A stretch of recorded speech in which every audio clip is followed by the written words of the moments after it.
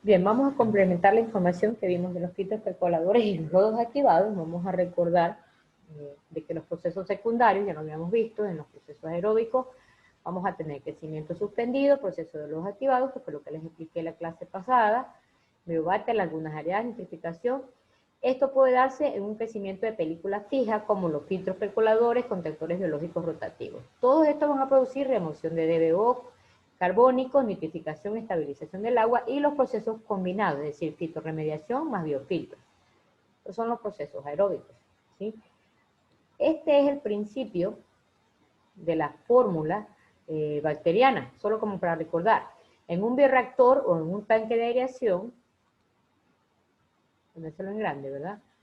La materia orgánica es usada por bacterias aerobias y facultativas en suspensión. Esta es la fórmula: materia orgánica del agua residual más oxígeno en presencia de microorganismos, siempre va a producirse dióxido de carbono más amoníaco, y esta es la fórmula de las nuevas masas bacterianas. Es decir, estos son los famosos lodos activados, chicos, de lo que acabamos de ver. Cuando se termina el alimento, estas células bacterianas, en presencia de oxígeno y en presencia de los microorganismos, va a producirse la respiración endógena, es decir, el canibalismo. Se van a comer entre ellas, van a consumir su propio protoplasma y finalmente se va a hacer una depuración natural, es decir, van a morir los microorganismos y van a pasar de compuestos de C5H7N2 a compuestos simples como CO2, amoníaco más hidrógeno gaseoso más energía. Es como termina la reacción. No se olviden que se forman flóculos biológicos que degradan materia orgánica, requisito para una separación de la biomasa en tanques sedimentadores. Es decir, si no se forman esos flóculos biológicos, esa biomasa no se va a separar. Esto fue lo que vimos cuando vimos lodos activados. Quiero que observen esta gráfica. Esta gráfica que está aquí, miren, esta es una imagen típico de un lodo. Aquí vemos un parásito, si lo observan, esto es biomasa presente en el agua, y esto es un parásito. Y quiero que observen, esto es lo que hacen los microorganismos cuando están produciendo ese canibalismo. Mire, observen, este es otro microorganismo más grande, está muerto y los más pequeños están degradándolo. Hagan de cuenta que es lo mismo que hacen cuando degradan la materia orgánica presente en el agua. Miren, observen, este es otro microorganismo, este es el famosa respiración endógena o canibalismo, como se le llama. Es espectacular. Esto fue, observen cómo se mueven aún microorganismos mucho más pequeñitos dentro del agua. Esto fue tomado con un microscopio de alto espectro para que ustedes puedan observar lo que produce. Se produce dentro del consumo de la materia orgánica. Muy interesante este video.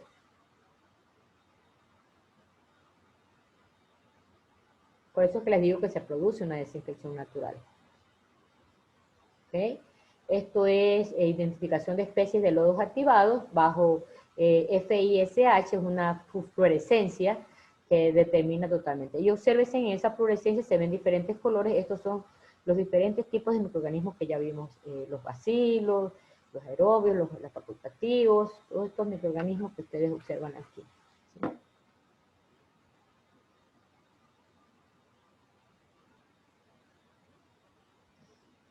El flóculo biológico, como ya lo vimos, está formado por bacterias, hongos, rotíferos, larvas de insectos, protozoos y restos de polímeros orgánicos. Tienen gran capacidad de remoción de DBO. Tenemos también a protozoos como parásitos y tenemos bacterias. Aquí tenemos otra clasificación de los posibles microorganismos que pueden estar presentes por su tamaño de 1 a 300 micras, y las bacterias de 0,5 a 2 micras. Son muy, muy, muy pequeñitos, ¿sí? La importancia del flóculo biológico y control del proceso de tratamiento. Los flóculos determinan la calidad del efluente y el proceso. Eso es muy importante. ¿Por qué los flóculos determinan la investigación y el control del proceso de tratamiento? Observen que aquí hay dos tipos de flóculos. Este es bien filamentoso y este es un flóculo ideal. Recuerden que este flóculo no es otra cosa que la biomasa, es decir, los microorganismos acumulados. Y esto que ustedes observan aquí son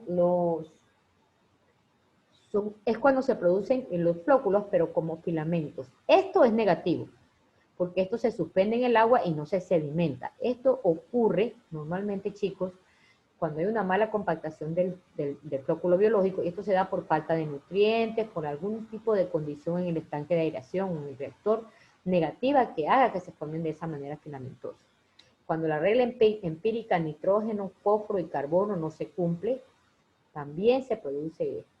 Entonces, el estudio del estado del flóculo biológico sí comprende su morfología, es decir, tamaño y forma de flóculos, composición de los flóculos, exploración de su estructura interna, distribución de microorganismos, identificación de especies microbianas, aunque realmente ese estudio de identificación de especies microbianas es muy difícil de hacerlo aquí en el país, no se lo hace. Entonces, cuando hay menor cantidad de oxígeno disuelto, hay mayor crecimiento de microorganismos filamentosos. Eso también influye. La baja aireación puede producir microorganismos filamentosos. Cuando hay menor cantidad de materia también orgánica, los flóculos pueden estar bajos y la compactación del lodo es muy baja y la sedimentación de la biomasa, por lo tanto, va a ser muy baja. ¿Cuáles son los microorganismos filamentosos? Esto que ustedes observan aquí. Parietilus, Vegiatoa, Tritrich, Lesicotrich y Geotrichum. Observen esto. Miren, esta es una biomasa y estos son microorganismos filamentosos. ¿Cuál es el problema con estos microorganismos filamentosos? Que la biomasa no se puede desenvolver bien en el cuerpo de agua y por lo tanto no va a degradar tan fácilmente el agua, además que se enredan. Observen este video.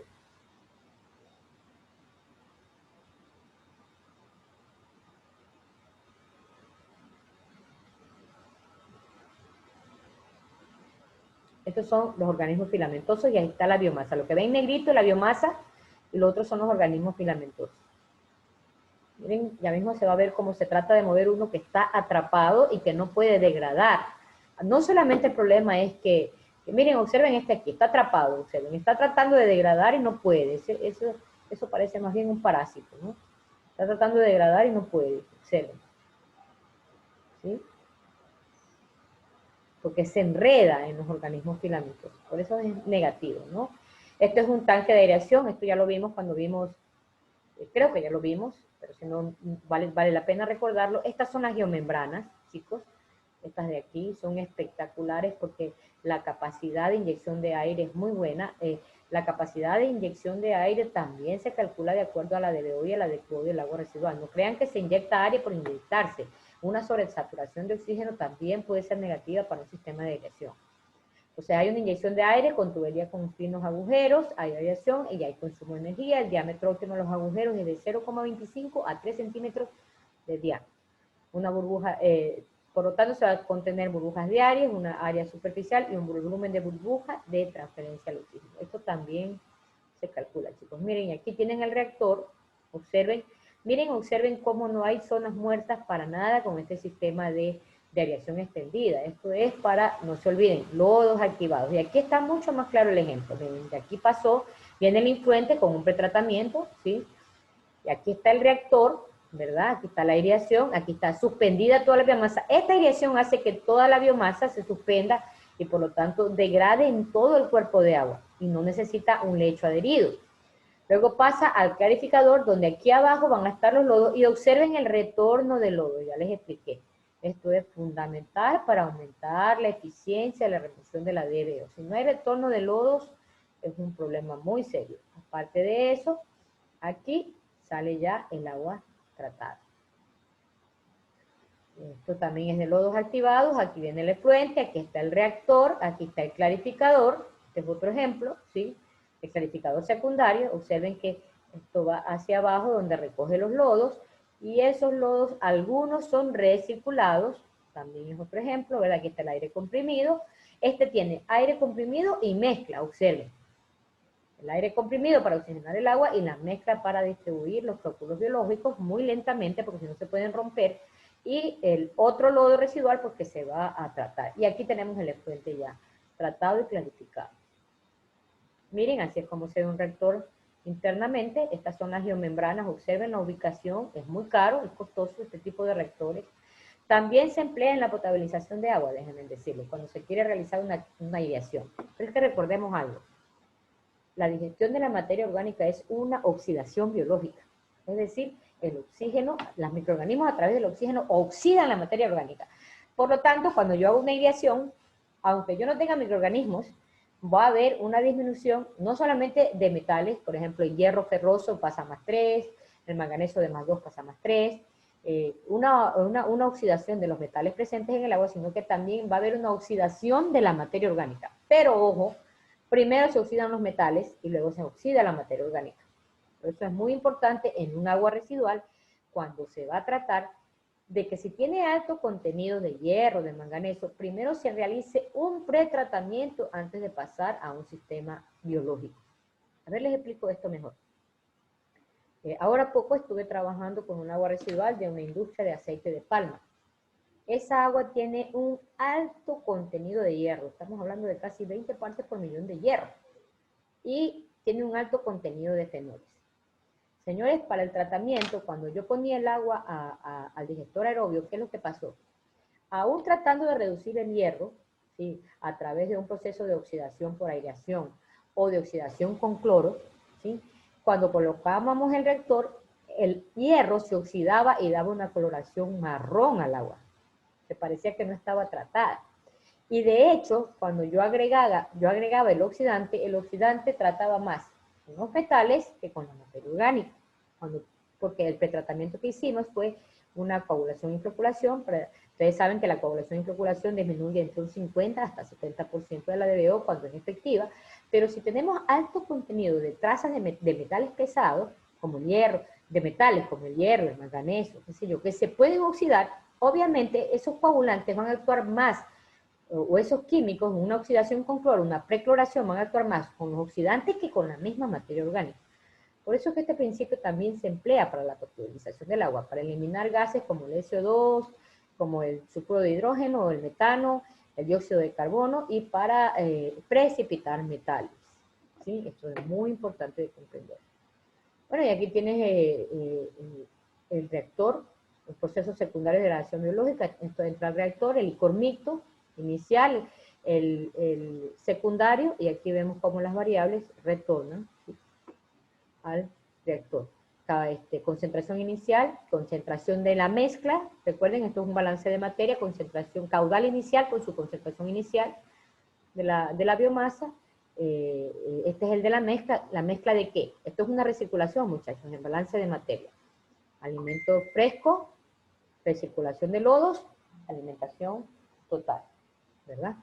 Esto entra al reactor, de ese reactor se va a separar, aquí sale el agua con otra concentración, de DBO y de DQO, va a un clarificador secundario, y aquí sale otro caudal y aquí sale otra concentración, este se va a recircular, ¿sí?, para finalmente obtener el agua tratada. Este es un diseño, miren, observen de este reactor. Este reactor tiene un modelo espectacular. Estos círculos, chicos, hace de que ellos tengan mayor tiempo de contacto. A medida que el agua va viajando de esta manera, va a tener mayor tiempo de contacto. Aquí tienen el clarificador, este es el reactor, aquí está el clarificador secundario final, ¿sí? Recuerden que siempre después de un reactor aerobio tiene que haber un clarificador secundario o sedimentador secundario. A ver, ¿cuál es la diferencia entre sedimentador y decantador? Ahí quiero enseñarles esto. Un decantador, el agua requiere estar en tiempo de gravedad y reposo durante unas horas. Es decir, el agua no se mueve, llega al decantador y se queda quieto.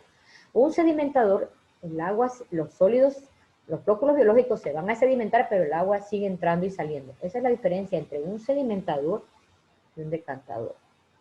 En este caso son sedimentadores, es decir, los lodos se van sedimentando, pero el agua entra y sale. Es decir, este es continuo, mientras que el otro es batch. Llega el agua al decantador, un tiempo límite de horas, y luego se saca el agua y se vuelve a llenar el decantador. En este caso, por eso se conocen como sedimentadores o clarificadores primarios antes del reactor biológico y secundarios después del reactor biológico. ¿Sí? Aquí tenemos. Esto lo vamos a ver después, estos son reactores anaerobios, esto les explico después, pero quiero que vean la otra parte de la clase que nosotros vimos, que es lo que es biofiltración, biopelículas y biofiltros. El uso de filtros percoladores, observen, aquí está, que están rellenos con microorganismos inmovilizados a través del cual se percola el agua residual, y el tratamiento de aguas residuales con altas cargas orgánicas de DBO. Tienen un lecho cubierto de materia orgánica aerobios, de microorganismos, aerobios, lechos de piedras de hasta 5 o 20 centímetros o plástico. O sea que el lecho tiene que tener 5 o 20 centímetros o plástico, la alimentación del agua residual. puede pulverización uniforme sobre el lecho en un distribuidor rotativo. ¿Cuál es un punto crítico? El atasco, es decir, que se atasque. Crecimiento excesivo de biofilm, crecen larvas, gusanos, biofilm, moscas, vectores, ¿no? ¿Verdad? Observen, este es el relleno, aquí sale el agua residual, aquí ingresa el aire. Esto ya lo vimos en la clase pasada. Esto es lo que quería que vieran. Vean este video. Este es el filtro percolador, el biofiltro percolador. Observen. Así es como el brazo se mueve y observen cómo va rociando el agua sobre el material pedregoso, las piedras. Por eso les digo, el agua tiene que estar muy bien tratada. A ver, para que me escuchen, porque no me estaban escuchando. Ustedes observan que los brazos van girando y si se dan cuenta, el agua sale aparentemente muy limpia. Por lo tanto, el agua tiene que tener un pretratamiento excelente. Esto es una de las, digamos, una de las desventajas de la utilización de estos filtros.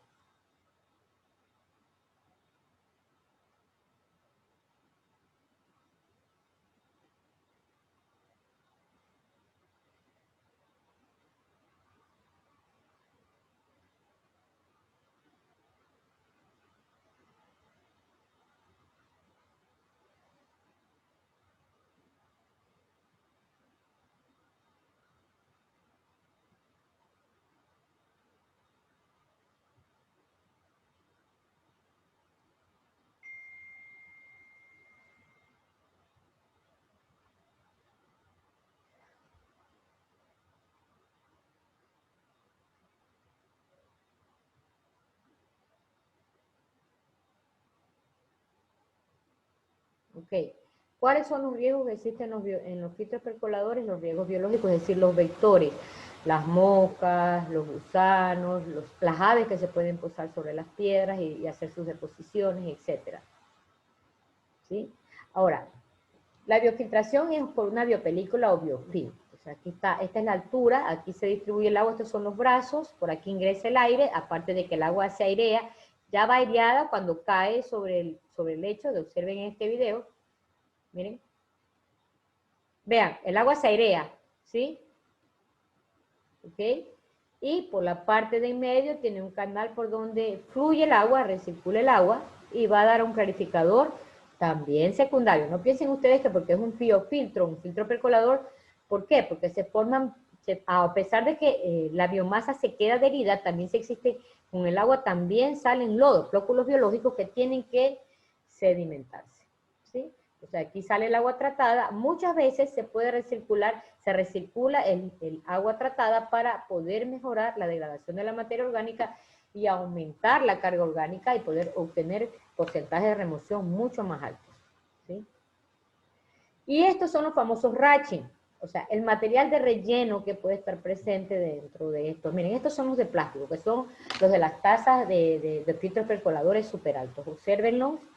Como lo que ustedes ven aquí, esto que está aquí negro, esta es la biomasa que está adherida. Entonces, es lo que les decía, aquí no hay lavado del reactor. Es decir, los microorganismos no van a salir con el efluente. Claro, sale una parte, pero aquí se queda atrapada toda esta biomasa, que mientras tenga suficiente agua, pues tranquilamente esa biomasa va a tener un crecimiento, ¿sí? Observen aquí, estos son cuadros donde se ve la influencia de la remoción de la turbidez con respecto al pH y al tiempo en horas, ¿verdad? Sí.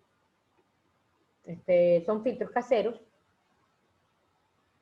Y estos son los materiales, los ratching que yo les hablo, de los lechos de los reactores con lecho suspendido. Estos son los famosos ratching. Observen las estructuras que tienen en los agujeros. Miren, chicos, mientras más agujeros tengan, mayor cantidad de microorganismos se alojan ahí. Es decir, mientras el material más rugoso y más poroso sea, mayor cantidad de microorganismos se van a adherir. ¿Cuál es la situación aquí? Que el material debe ser inerte. Por eso los de plástico, estos son ratching. Estos van en los reactores de leche suspendido. Es decir, cuando tú tienes el reactor y no tienes ningún relleno, sino que esos ratching se ponen encima del reactor.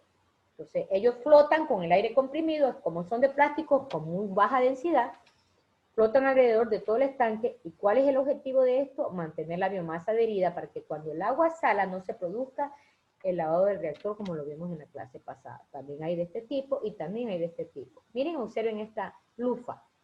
Esta no reacciona con el agua, es decir, no se descompone fácilmente, pero observen cuánta riqueza. Mientras más agujero, mientras más estructura rugosa tenga, más se adhieren los microorganismos. Por lo tanto, vamos a tener millones de microorganismos que van a mejorar sustancialmente la degradación de la materia orgánica. Esto quería mostrarles a ustedes. Ahora, hay otros tipos de biofiltros que se llaman los biodiscos.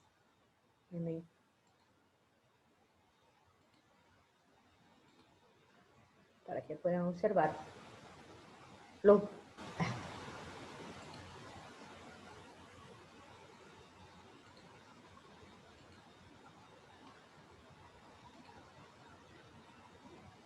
biodiscos. Los biodiscos de filtros rotatorios. Tienen un crecimiento de microorganismos donde la superficie de discos rotatorios de plásticos tiene más o menos de 2 a 3 milímetros de diámetro. Estos son biofiltros. Son igualitos que los filtros percoladores. La diferencia es que este no es un relleno, no son pequeños materiales de plásticos o pedregosos como teníamos en los filtros, sino que son discos que pueden ser de plásticos, que están uniditos unos con otros. Este es el diámetro que tienen, de 2 a 3 diámetros, y ellos están en constante movimiento, de tal manera que suben un poco la superficie y bajan.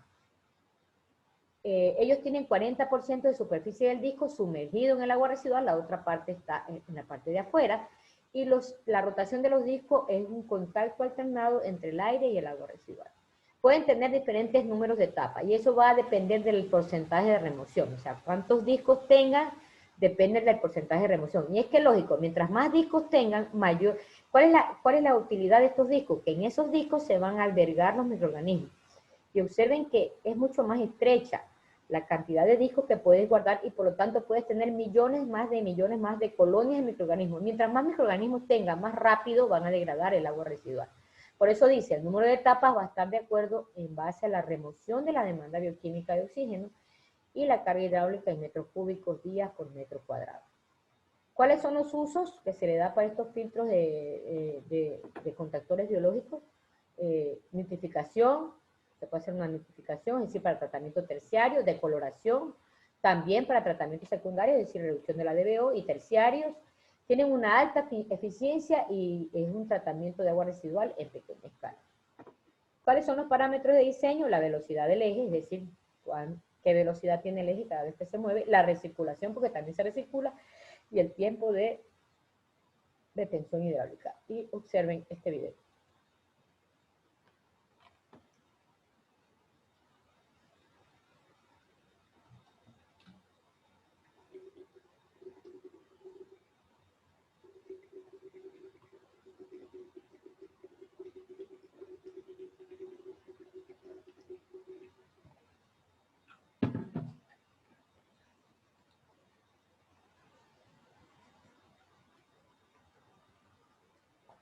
Miren, ahí están los discos. ¿Ven esa cercanía? Y ahí adentro contiene toda la biomasa. Ellos están en movimiento, de esa manera se airean una parte, otra parte está sumergida. Observen esa tecnología alemana. Toda esta tecnología es alemana, chicos, es espectacular. ¿Qué es lo que se logra? Almacenar más microorganismos y reducir en menor tiempo o tener un mayor porcentaje de eficiencia.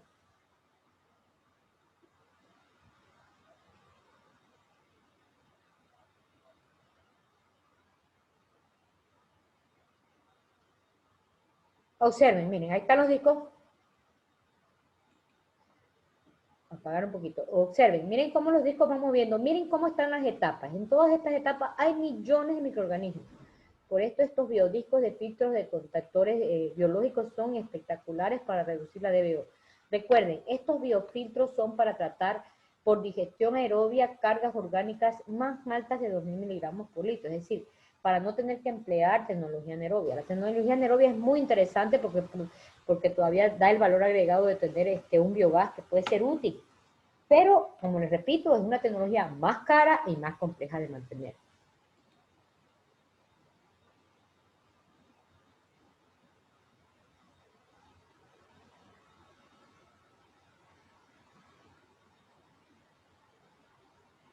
¿Cómo ahorra espacio? ¿Pueden observar cómo se ahorra el espacio? Es muy importante eso.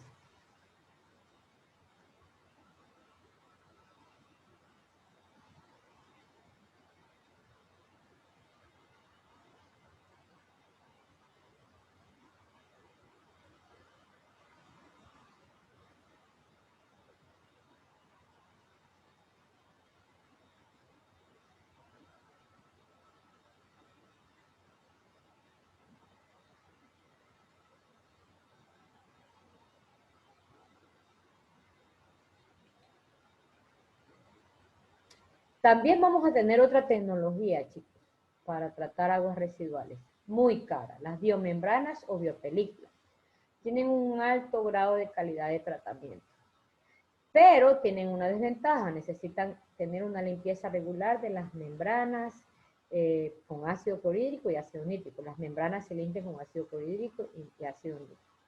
Son espectaculares para tratar el agua residual. Esto tiene un agua prácticamente libre de cualquier tipo de sólidos disueltos que puede utilizarse tranquilamente, reciclarse el agua. Es complicado que una empresa invierta en este tipo de tecnología para aguas residuales, pero hay algunas que lo hacen porque utilizan varios cientos de metros cúbicos al día de agua potable, entonces no les conviene botar el agua, y creo que al invertir en estos sistemas tan costosos, a la larga tienen un análisis de costo-beneficio muy interesante al implementar este sistema de tratamiento, porque eso quiere decir que a la larga, por el ahorro del agua, justifica la inversión de este tratamiento. Claro, para descargar el agua nunca van a emplear este sistema de biomembranas, pero sí para poder reutilizarlo. Vuelvo y repito, empresas como la Fabril, por ejemplo, tiene un sistema de membranas para tratar aguas residuales, porque ellos emplean muchísima agua, muchos cientos de metros cúbicos al día de agua potable que les cuesta caro, ¿sí? Y la recuperan y la vuelven, y la desinfectan, inclusive dependiendo de qué proceso lo van a hacer, y la vuelven a emplear en la planta. Estos son procesos, estas para, obviamente, la biomembrana, eso significa que tiene un proceso combinado, o sea, un tratamiento primario, un pretratamiento como nosotros, y es un tratamiento combinado de biotratamiento y separación por membrana, membrana que son permiselectivas, que separan sólidos suspendidos del agua residual, el encuentre filtrado, libre de partículas, concentrado y permanece en la unidad. Son membranas poliméricas de un material poroso, acción tamizadora, tamaño poro, polipropileno, polietileno, polietileno.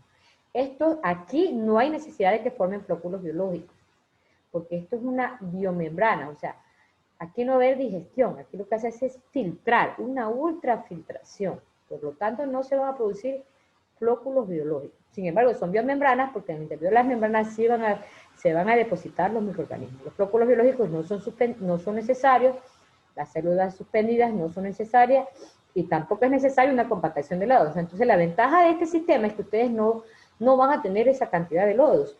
Y es que déjenme decirles una cosa, los lodos tienen que ser tratados y ese es otro tema de estudio. Entonces, estas biomembranas o biopelículas tienen un crecimiento microbiano y producción de metabolitos anaerobios, una bioremediación con oxígeno disuelto en solución acuosa junto con nutrientes, que es altamente insoluble en agua. El aire es inyectado bajo el compresor, bajo presión de las membranas. También, estas son otros tipos de biomembranas también. Tiene mucho que ver el tamaño de la burbuja, cómo se forma, el área del volumen en que ocupa la burbuja. Esto es para este tipo de trabajo. Estas biomembranas o biopelículas necesitan de un mezclado de células suspendidas en el estanque de las tres fases, líquido, gas y sólido. La fase líquida va a contener nutrientes disueltos y metabolismos disueltos, estos otros tipos de biomembranas. La fase gaseosa, donde vamos a tener el oxígeno, el dióxido de carbono, la transferencia de oxígeno en medio líquido, y la fase sólida, que son las células, los sustratos sólidos en suspensión. Esto va a producir un mezclado que se produce en condiciones homogéneas y promueve transferencia de masa y de calor, y un mezclado por deflectores, como esto que ustedes ven aquí, que se forma este bócter, ¿sí? Por deflectores que están aquí, ¿sí? Que elimina formación de bóter en costados del tanque y la formación de sedimentos. Esto yo creo que lo vimos. Estas son las reacciones que se producen cuando se oxida la materia orgánica. Reacción de síntesis de anabolismo, producción de nuevos tejidos celulares, esta es la explicación. Materia orgánica más oxígeno va a producir energía, más las nuevas células bacterianas, que son estas, C5H7N2, esto lo repito, solo en procesos aerobios. Primero se produce una reacción de anabolismo y luego se produce reacciones de oxidación o catabolismo, que es cuando la materia orgánica, CHONS, en presencia de oxígeno, va a producir, ¿qué cosa? CO2 más amoníaco más las nuevas células más la energía. Es decir, aquí están separados los dos procesos que se producen en la célula, el anabolismo y el catabolismo, ¿sí? La reacción global de la oxidación de síntesis de microorganismos heterotrófos, entonces sería degradación de materia orgánica, carbono, hidrógeno, oxígeno, nitrógeno y azufre en presencia de oxígeno, producción de dióxido de carbono, de amoníaco, más otros productos, ¿sí? Más nuevas células bacterianas. ¿Cómo se produce la respiración endógena? Vamos a verlo nuevamente. Estas son las bacterias. En presencia de oxígeno se van a disminuir a CO2 más amoníaco, más agua y más energía. Esta producción de amoníaco, señores, es la que hace que los cuerpos de agua de los ríos tengan cantidades importantes de nitrito y nitrato, porque esa es la forma en que se fija el nitrógeno en el agua. Por eso que ustedes siempre van a encontrar en el agua de un río o de cualquier cuerpo de agua, van a encontrar nitratos y nitritos, porque esto se combina con el oxígeno y se reducen a nitritos y a nitratos por acción de bacterias nitrificantes. Entonces, por eso siempre en los ríos van a encontrar esto, porque recuerden que en los ríos, los ríos son también reactores naturales, porque toda la materia orgánica, los desechos de frutas, de los árboles, de todo que caen a los ríos, la depuración natural por los microorganismos presentes en los ríos, van a hacer esta respiración aerobia y van a producir esto amoníaco. Luego se va a oxidar a nitrito y luego a nitrato. ¿Sí? La nitrificación es un proceso médico-biológico en el que se oxida amonio a nitrato, esto ya lo vimos cuando vimos este tratamiento terciario.